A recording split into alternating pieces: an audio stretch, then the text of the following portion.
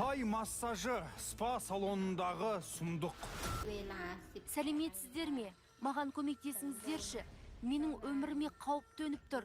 Егер мені өлтіріп кететін болса, осы видео арқылы бәрін білесіздер. Алекс оның мойнынан қылқындырған, ал Анастасия оны жерге жығып тепкілей бастапты. Келудегі басты мақсаты жұмыс па? Иә. Заңды түрде келген бе? Иә. Анастасия ханым өзінің ұлымен Субханиді ұрған рас па? Иә, рас. Субхани, қош келдіңіз.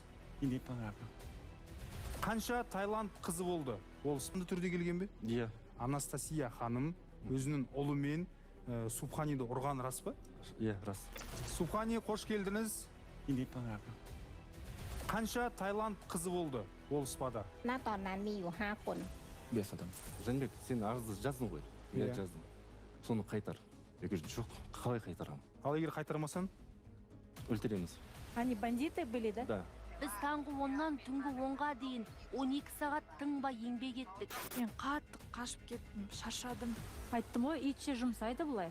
Таиланд корольдігінің азаматшасы көмекке мұқтаж. Субхани Понпхуттың айтуынша, Қарағанды қаласындағы танымал спа орталығында оған әлімжеттік көрсеткен. Тай қызы мені заңсыз жұмыстан шығарып, жалақымды бермей, соққыға жықты дейді.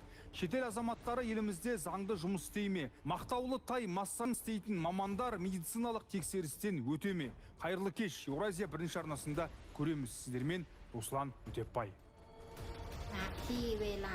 Сәлеметсіздер ме? Маған көмектесіңіздерші. Менің өміріме қауіп төніп тұр. Егер мені өлтіріп кететін болса, осы видео арқылы бәрін білесіздер. Менің бастығым мені ұрып соғып, жалақымды бермеді. Бұл Таиланд корольдігінің азаматшасы елімізге уақытша келген эмигрант Субхани Понпхут. Осыдан 1 жыл бұрын Қазақстанға нәпақа табу үшін келген келіншек қарағандылық Жәнібек есімді жігітпен көңіл жарастырған. Шахтерлардың шаһарында өмір сүрген ғашықтар алғашында бәрі жақсы болғанын айтады. Субхани Тай спа орталығына жұмысқа кіріп, қанына біткен талантын паш етіпті. Жалақысының да жоғары болғанын айтады. Бірақ уақыт өте Жәнібек Ақылбеков сүйіктісінің құлша жұмыс істейтінін байқаған. Ал сәлден соң бастықтар Субханиді себепсіз жұмыстан шығарып, жалақысын бермей қойған көрінеді. Ол маған былай деді: мен әдейі оған жалақыны төлемеймін деп айтты. Телефон, я говорю, вот так она сказала. Еңбек ақысын ала алмаған соң Субхани еліміздегі Таиланд елшілігіне жүгінген. Мұны білген бастығы Анастасия шетел азаматшасын жазаламақ болыпты. Субханидың тұрып жатқан пәтеріне барып, оны соққыға жығып, ақшасы мен ұялы телефонын, тіпті төл құжатын тартып алған көрінеді. Пишу Субхани, звоню Субхани, не берет. Мен Субханиға қаншама рет хабарластым, алайда ол тұтқаны көтермеді. 10 минуттан кейін ол маған хабарлама жазып, бастығы ұрып кеткенін айтты. Оны сол жерде ұрған, қинаған, паспортын, ұялы телефонын алып қойған. Анастасия өзінің ұлы Алекспен бірге келіп, Субханиді қорқытқан. Алекс оның мойнынан қылқындырған, ал Анастасия оны жерге жығып тепкілей бастапты. И с вещами ее выпроводила. Осы жағдайдан кейін Субхани полицияға бірнеше мәрте арыз жазған, алайда құзырлы органдардан еш қайыр болмапты.